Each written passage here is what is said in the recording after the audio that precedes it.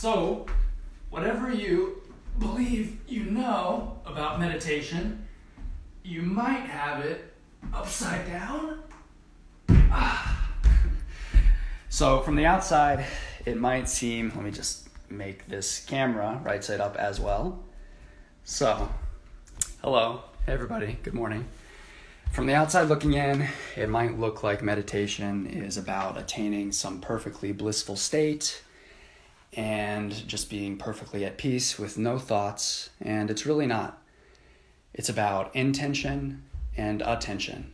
So the intention to go inward and watch our own minds, to observe ourselves, and to have our attention on some object of attention like the breath, to be aware when it leaves the breath, to return it to the breath. And so we will go through that basic principle today in this first meditation, day 1 of the meditation series, or as I'm also calling it now, the meditation challenge, 12-day meditation challenge. So the effects of meditation are very gradual. I mentioned this yesterday, but they're very gradual and it can take a little bit of time to get a full taste. So if you're up for it, if you're willing to take on the challenge, I want to highly encourage you to give it the full try, see where it can take you in these 12 days. We'll start at square one.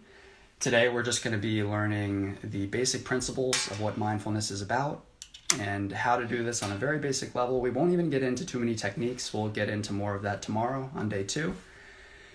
But today, we're just getting a feel for it, and we're going to start very soon in about 1 minute, just because I know people are going to be watching this after the fact, not necessarily live, and they're going to want to jump right into the meditation. So today you've got, a 3-minute preamble and then a 10-minute meditation.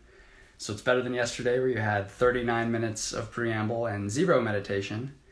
And tomorrow it'll be even better. We're just going to jump right into the meditation, and I will stick around as always today and in the future days to answer the questions that come up, to be a resource, and to see how this practice is landing for you. So let me just set this camera up. Hello. Loving all the love I'm seeing, and I'm excited for all of you who wanted to be here. Grateful that you are willing to give this a shot, and excited for you to see where it could take you. It could really be helpful learning meditation, learning these skills, and taking them into life. So, I said it yesterday, but I do want to counteract any notion that this is only something we're doing sitting here right now, that the notion of meditation as something you're just doing sitting on the cushion and then it's over. I hope that notion eventually can be over, because mindfulness is a quality that we can cultivate all the time, that can bring a lot of peace into any situation, a lot of focus into any situation, whether you're holding yourself up on something and really focused, really in the moment, rock climbing, really focusing in the moment, exercising, or sitting and observing the breath.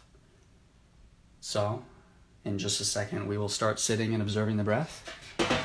I'm going to use the app Insight Timer to time us. This isn't a plug. I have no affiliation with them. It's just a really good app for timing yourself and tracking your meditation practice. So if you want to start using it on day 1, that's a good time to do it, or later, or you can just stick with me in these guided meditations if they're working for you and these instructions help you get started.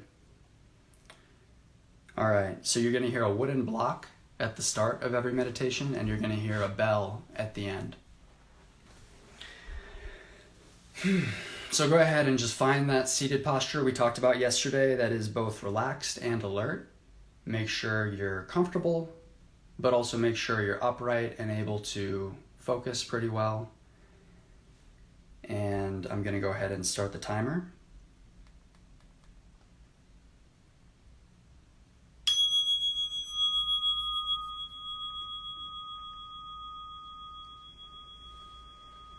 So to start these 10 minutes out, just take a second to relax.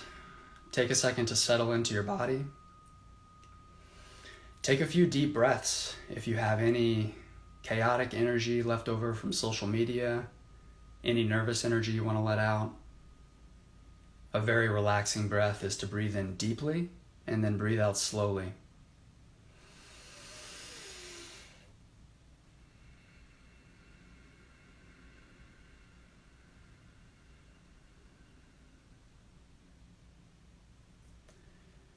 So just settle in, let the external world go, and check in with this internal world.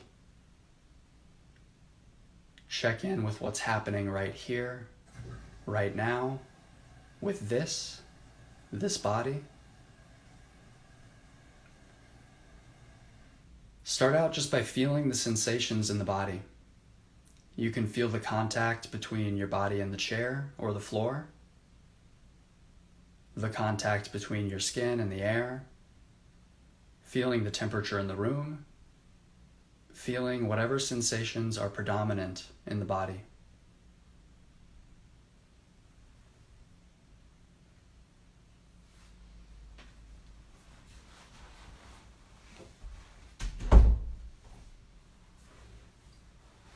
So as you start to become aware of the sensations in the body, you might become aware of the sensations of the body breathing.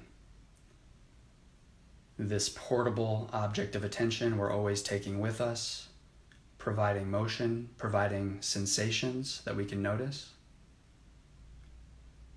So go ahead and see where you feel the breath most strongly. It could be the inflow and outflow of air through the nostrils. It could be the abdomen rising and falling. It could be the chest expanding and contracting, or it could be the breath as a whole. Go ahead and rest your attention in this area where you connect the most strongly to the breath. Right here, now, with this. This practice is about tuning into the present moment. It's about the intention to know where our attention is, to rest it here with the breath. And so even though this is like a home for our attention will wander. You will find at some point or another that you're thinking. That's not an issue. When you notice you're thinking, just notice it and gently return the attention back here to the breath.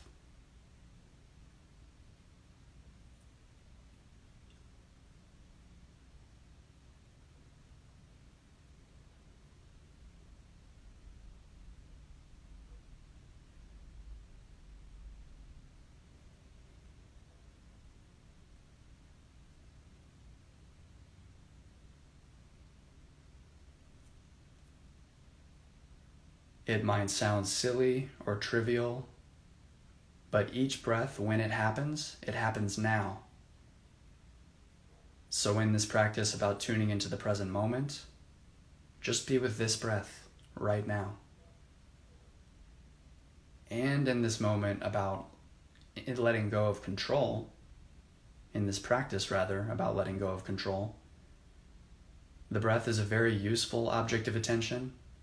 It straddles between these two worlds of the parts of our body we feel like we do control. We can breathe deliberately. We might have done it at the start of this meditation. But also it's in the world of these parts of our body like the liver or the kidney that just do their thing automatically. So just let the breath be however it is, noticing the rhythm of the breath, feeling the sensations of the breath, wherever you connect with them the best. Witnessing this breathing process.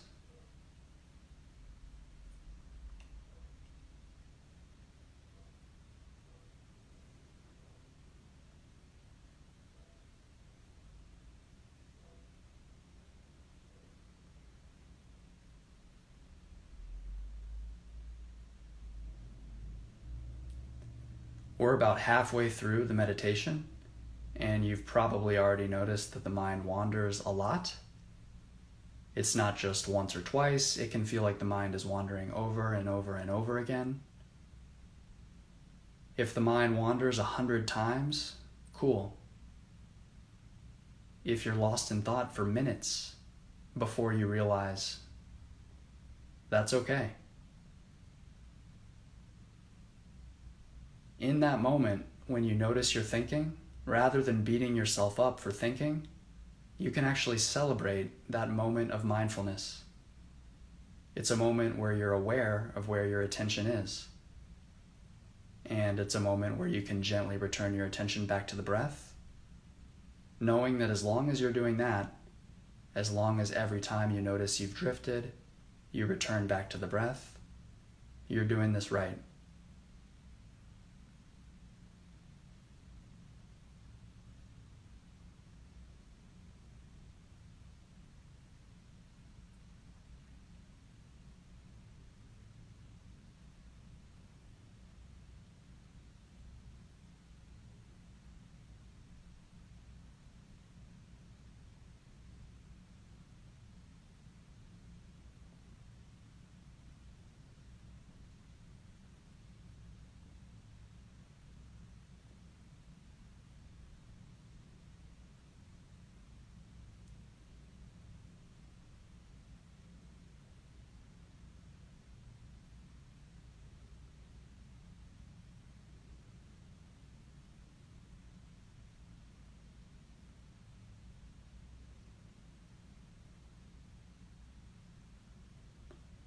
Are you with the breath? Are you thinking, planning, remembering? Are you with a sound or a smell, or an emotion or mood?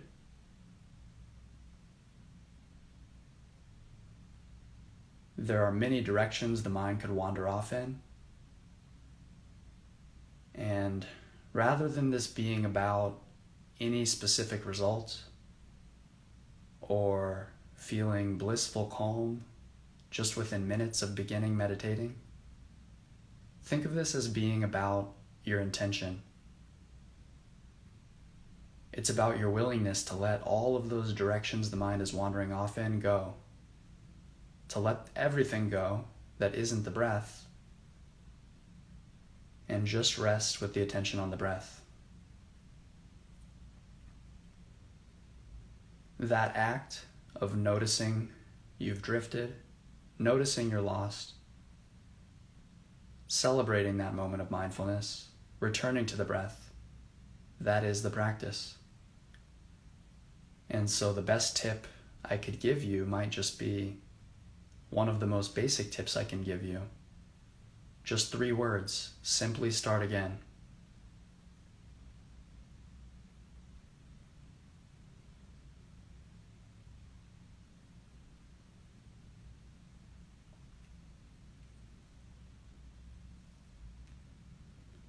So I'm going to give you the last minute or so in silence to make the best of this time without my yammering, to be with your breath, to know that what you're doing is having a beneficial effect on your state of consciousness now, a beneficial effect on the trajectory of your day, an awareness of what's going on inside, so that just a little bit more we can have the space to respond rather than reacting to life. And when you get lost, when you're thinking, just remember to simply start again.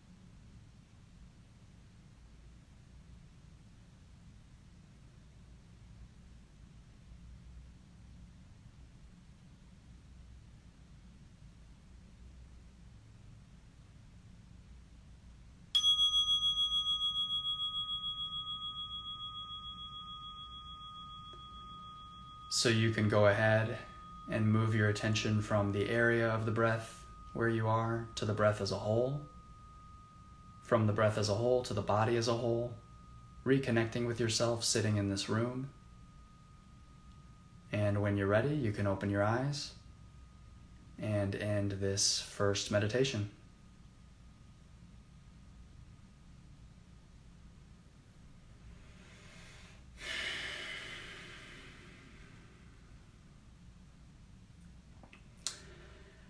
So it's helpful to notice how you feel.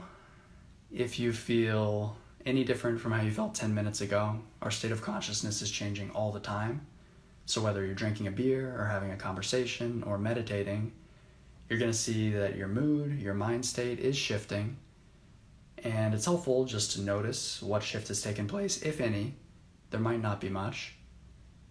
And just to take in this first sense of what meditation is about. Remembering to be patient with yourself, remembering that this is a gradual process, and that if you want to go further with meditation and give it the full try, you have many options. So I'm just one teaching, but if you want to stick with this 12-day meditation challenge, we're going to be getting into more techniques tomorrow. We're going to be exploring the whole meditative landscape, and I'm excited for those of you who stick around and join. So let's see what we're hearing here. I feel calm. Oh my God, I can't see anything. So, I'll tune in tomorrow. Yo, Spence, see you tomorrow. All right, seeing a lot of hearts. You're very welcome. Let's see if we've got anything that I should respond to as far as techniques. Wow, can you stop yourself from daydreaming while meditating? Unfortunately, you can't just stop yourself, so that's the whole thing. Our approach here isn't to squash mind with mind, even though the Buddha did talk about that at one point. It's not to squash mind with mind, it's to notice what the mind's doing first and foremost, and maybe what the mind is doing is chaotic and not so helpful and not calm, and that's fine if so, right? So this can be frustrating when we start. You shouldn't necessarily expect a huge sense of calm. But just to notice what's going on, and as we notice what's going on, the mind starts to adapt. The mind learns what actually makes us happy. It learns how wrong we might have been before about what makes us happy, how happiness might not be in those fantasies about the future or those ruminations about the past, but in this present moment. So, hopefully you've gotten that sense about meditation. And I will answer one question I got in an Instagram message yesterday because it was a good question and I think important. Someone asked that they have a Christian faith, and they asked if meditation contradicts with that, if it's explicitly Buddhist, and if it's possible for them to be a Christian or whatever faith you have and do this essentially without converting to Buddhism. And the answer is a resounding yes. So it is not particular to any religion.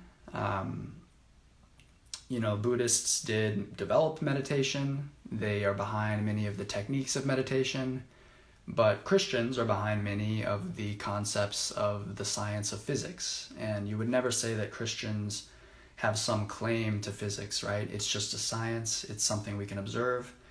And similarly, meditation is a science. It's something we can observe internally, intersubjectively, and actually measure as well neuroscientifically lately. So we're getting more and more sophisticated with the science, but the science certainly doesn't belong to Buddhists. The practice doesn't belong to Buddhists. They did an amazing amount for it, but anyone from any spiritual tradition can appreciate meditation. I personally draw inspiration from all kinds of sources. So in my practice room here, this is Saint Bruno. He founded the Carthusian order, an order of Christian monks who meditated and who were dedicated to contemplative practices and to silence. So monastic approaches exist in all traditions. Meditation exists in many different traditions, and it also exists outside of any tradition. So if you're not particularly religious, if you're an atheist, if you just don't really have an interest in the matter, meditation is something that can help you in a very secular way. So it looks like this last conversation about religion spurred a lot of questions, some of which I missed. But am I into junk food? Not particularly. Diet, is important, I think, especially now, to just be mindful of what you're eating during these stressful times. And, on a meditation retreat, a big part of it actually is eating clean. I did a breath counting technique. I find it effective to keep my focus. I finished 10. I'm guessing that means you counted to 10, Dexter. And that's awesome. So that's actually the basic concentration technique that we're going to get into tomorrow. And the concentration techniques are the best techniques for developing a sense of calm and a sense of focus that doesn't necessarily come with the stresses of going and investigating every difficult object of attention that comes up, difficult emotions that might come up. So, very useful technique that we'll get into tomorrow. Getting a compliment on the poster. Yes, it is a big open world inside of us that we can explore with meditation. I've been practicing for a little while now, and it's been positive, but is it true? If my thoughts can be reversed so quickly with mindfulness, can this have consequences on a larger scale? So yeah, for sure. Your mind isn't necessarily going to reverse as quickly as you would like. It can take months and months. I mentioned yesterday that I noticed certain mental schemas that I had going on under the surface and things in my subconscious that weren't serving me well, that were making me unhappy. And so the first step was noticing that, but it still happened for quite a while. And so, unfortunately, the mind is just a really slow learner. This is essentially the process of showing the mind what makes it happy by observing very closely, doing something like observing the breath, and seeing how that affects our state. And the mind takes that in, and then after, thousands and thousands of hours, it starts to slowly let go of the patterns that keep it unhappy, that take it out of this present moment.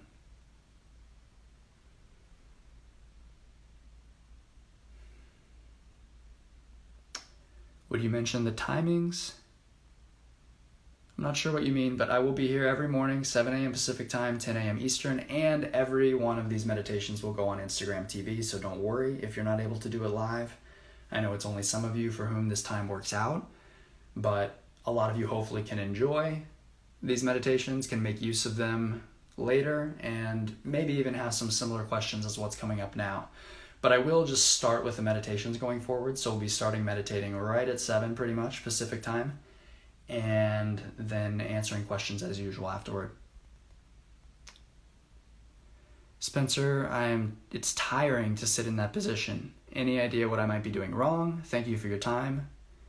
Yeah, so you're welcome, and I'm not sure what that position means. If you are unsure of the position that might work for you, you can check out my live from yesterday, day 0 of getting started, and FAQs where I go through all the different postures. But if you are seated in a chair, I'm just going to assume you're seated in a chair. If it's tiring for you, you can use a backrest if it's necessary. If you need to lie down even, you can practice lying down. So there are no hard and fast rules. I do say to use a backrest minimally to be upright and alert if you can, but you've got to work with your body and you've got to, make some of your own decisions. So if you're stressed and you could use some relaxation, maybe go toward the earlier postures I was showing you yesterday. You go toward a backrest, even lie down. And if you are too relaxed, if you're dozing, then maybe, just sit upright and try and increase the energy. Why do you think I did a handstand before this meditation? It's early, man. I've been doing these meditations partly to make myself get up, and it's been a good way to force myself to get up early. Naturally, I would just be a total night owl, so whatever you have to do to get energy in the body or to ground the body down. And as you meditate more, you can be a little more in tune with your body and what it needs. All right, one question here says, what was the name of the app? So I'm not sure which app you mean, but I'm just going to give you all of the resources for meditation that are relevant. The app 10% Happier is how I started. There's Calm, there's Headspace. I don't have an app, but I do have a podcast, and after I do all these guided meditations live, it can be a little choppy live, so I'm going to release clean, very refined versions of the meditations that you can work with in the future on the podcast. I'll do that when I get it together and when I edit it in a few weeks. But in the meantime, I hope we've got some people on board for this 12-day meditating challenge. And even if you're in, 10 p.m. in the Philippines, thanks for being here. So I'm really happy to hear from all of you whom it's helping, and I'm excited to see all of you who want to stick around for this, to keep interacting with you, keep sharing meditation. And you can find someone asked where you can find my podcast. You can just search it, Google it. It's on iTunes. It's on any favorite podcast playing app. Oh, Insight Timer. Okay, thank you. Thank you for clarifying. Yeah, you're asking about Insight Timer. So, yeah, Insight Timer it's a really simple app. It's just a way to time yourself and to track your meditating. But it kind of shows you who else is meditating with you around the world with little dots popping up. It's a pretty cool app. All right. That sounds like a pretty good place to leave it. All the best wishes. Looking forward to seeing many of you tomorrow. And happy practicing.